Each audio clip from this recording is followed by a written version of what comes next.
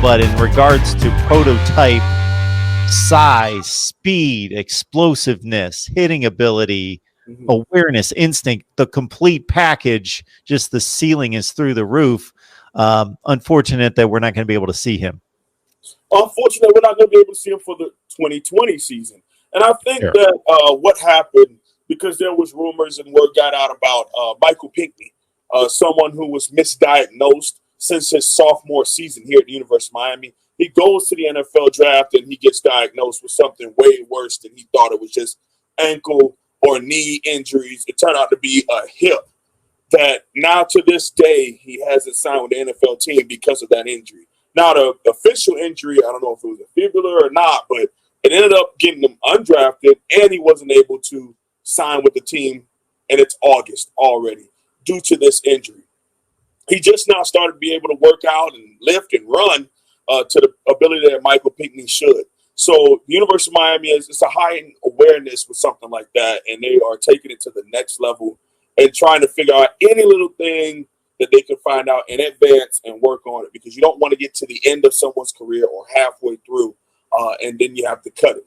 This way we can set them out for the fall season. They'll be ready again in January, can put them together, retest it, see what it is. It has not been disclosed what the injury is, but I believe that AVANTAE mixed with Coach Dave Feely, mixed with what we have at the training staff at the University of Miami, they'll be able to figure it out and get him on the field when he is 100% ready to go.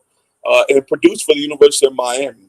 And not only was the sad news about AVANTAE, we also had the passing of local high school coach Aubrey Hill, former head coach at Carroll City, who was the head coach for Cam Harris and a couple other, and Coach Hippolyte when he was there at Carroll City. So, rest in peace to him. And it was very tough for a lot of us from Dade County.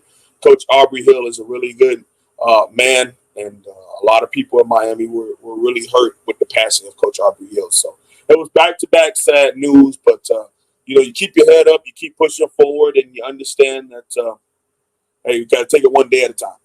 When you lose somebody, anyone that's had an impact on so many lives out there in a positive way, it's a day to be remembered and honor that life. No question about that. And that service to a lot of young men.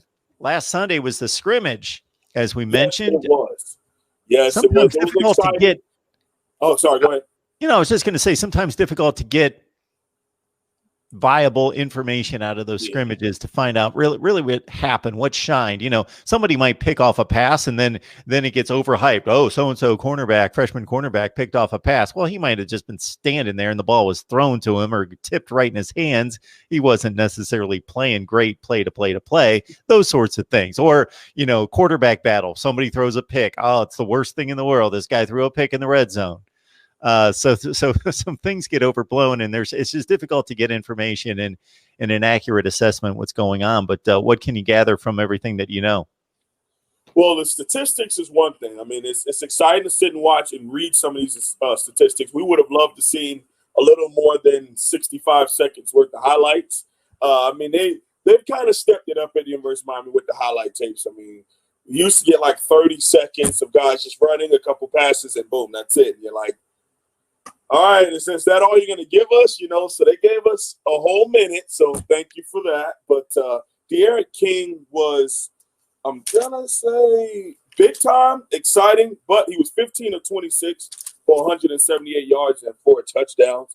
So it was good to, hear he's throwing those 4 touchdowns. You hear the defensive coordinator, Blake Baker, talk about how electric and dynamic that offense is and how fast and up-tempo it is, and how it's also forcing his defensive players to be ultra communicative. I mean, you got to be able to talk, man. You got to talk, not just hand signals. We're yelling across. We all need to be on the same page. We probably have to say this a maximum of 2 times, and then you look and you understand what you're about to go against, and you go.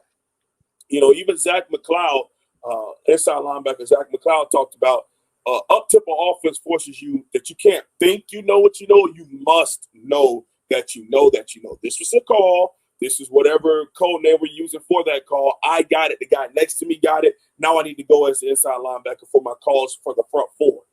And you need to be able to know what's going on at warp speed. And then if you give up a play, all right, here we go. get back in the huddle, or line back up. Let's communicate to everybody else what we're in, send whatever hand signals, yell, and go. So that's the other good thing about a scrimmage is you're able to take what you've been going against in practice and try to simulate the game speed. So it may have been fast in practice. Now they're going to turn it up a notch and make it even faster in this scrimmage. And I think that that's going to work well because about 80 to 90% of the teams we play in the Coastal, I'm going to say like 90 now, are all up-tempo spread offenses. So we have not been practicing against that week to week to week to week to week and had to go against it on Saturdays. And the only time we went against it was in scout team. And now you're able to go against that every day. So just by going up against it, iron and sharpen iron, you're going to get a lot better. Okay. The other thing that a lot of people are nervous or not really knowing about is in these scrimmages, you never know who's going against whom. When you really go live scrimmage, you rarely get 1v1 for a long time.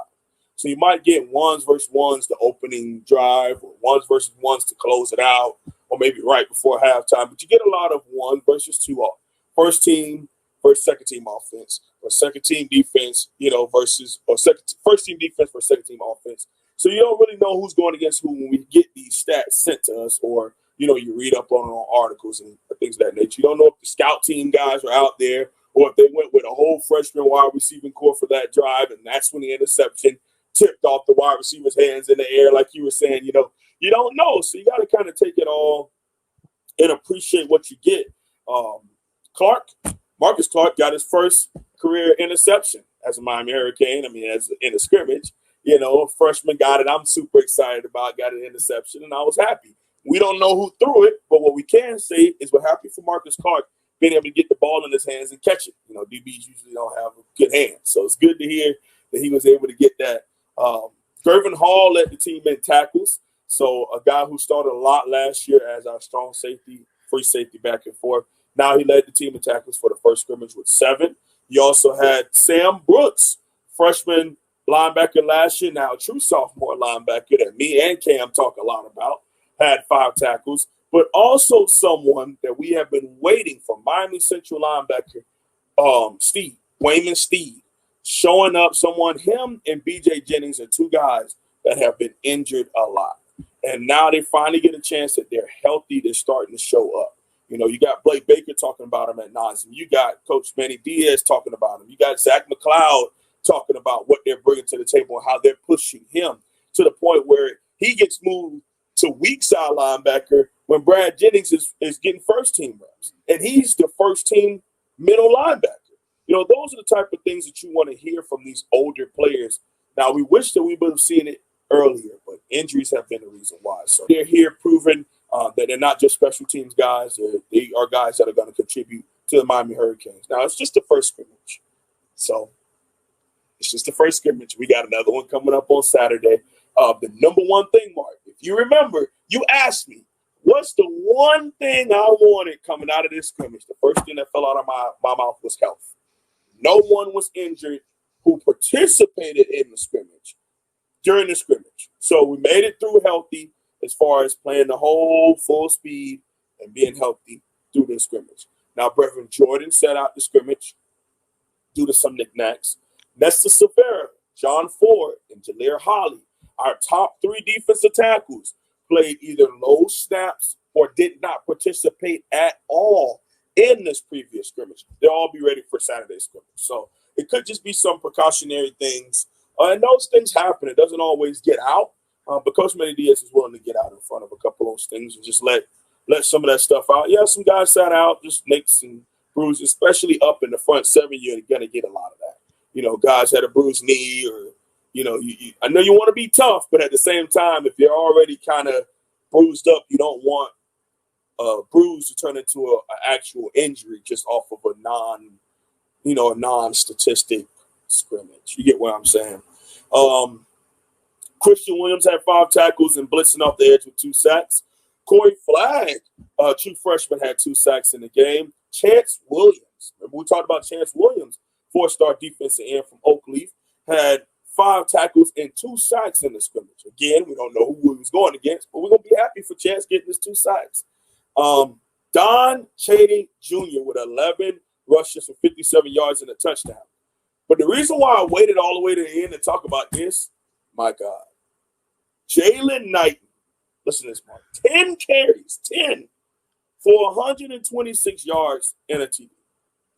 This guy is one of the best running backs in the state of Florida coming out of high school, and now is transitioning to him being at the University of Miami right now. Again, it's just a scrimmage, but it's exciting to be able to see some of that stuff translate because we've had plenty of guys signed to Miami. It takes 2 or 3 years to see that same guy we thought we were going to see in high school. And there's also sometimes where a guy goes his entire career and we never saw what we thought we were going to see here at the University of Miami. So Jaylen Knight and flashing in his first scrimmage, you know, I'm not going to call him Duke Johnson. Just want to be the best Jaylen Knight that he can be. And from what I'm seeing, Rooster is doing his thing. Will Mallory with 4 receptions for 71 yards and a touchdown while Brevin Jordan was out. Mike Harley had 2 touchdown catches. Michael Redden III, 3 receptions for 41 yards. Xavier Restrepo, another slot receiver whose name you probably heard a lot between me and Cam. 2 receptions for 54 yards and an end around that he took 70 yards. End around, rush, 1 rush for 70-yard touchdown. N'Kosi Perry doing well. 8 passes, 8 of 13 for 140 yards and a touchdown. Jeremiah Payton, 3 receptions for 26 yards and a touchdown. Mark Pope had 3 receptions. D. Wiggins had a 41-yard bomb.